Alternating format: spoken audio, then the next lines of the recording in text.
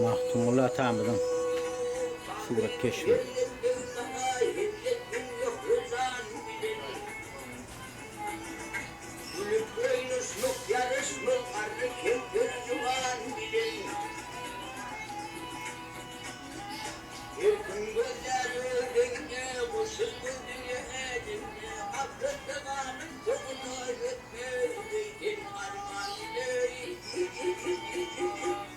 Hazır misman gelecek olvatı.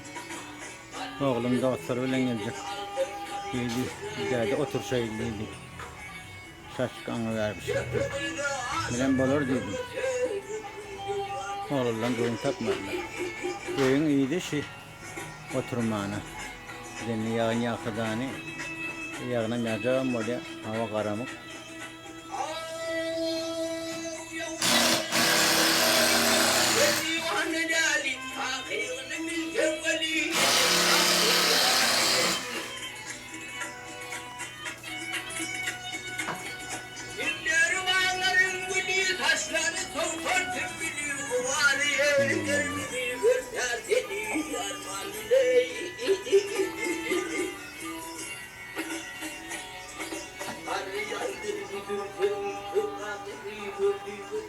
Mücak edilen bile.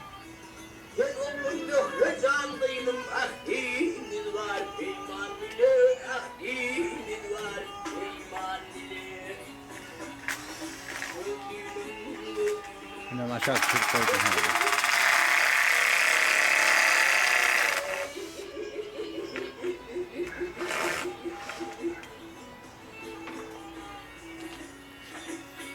Gaden yürüyüşüne her üçlümek için flow çorba. Yani gelirler. Masrafta şaşı bir üzüm bağı. Yerini yıkadın sen. Yani şunu yani koptu. Bir de gülü bağı.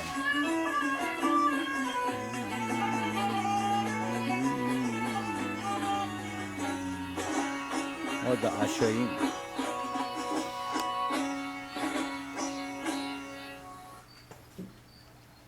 Bizim Türkmen Milli Türkmenimiz.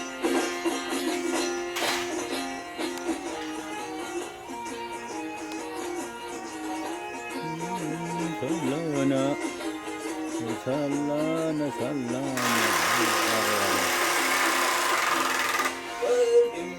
Şiteri gelir, sallana, sallana.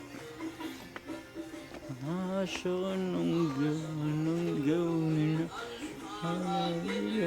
sallana, sallana.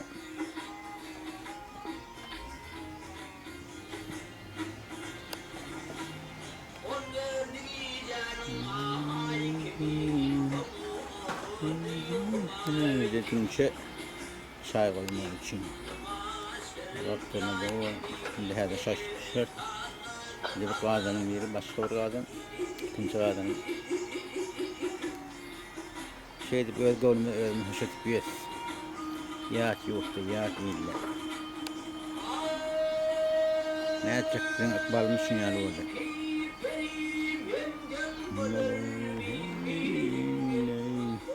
Bir çepteki oğlumun formatı fotoğrafı bir de var yani.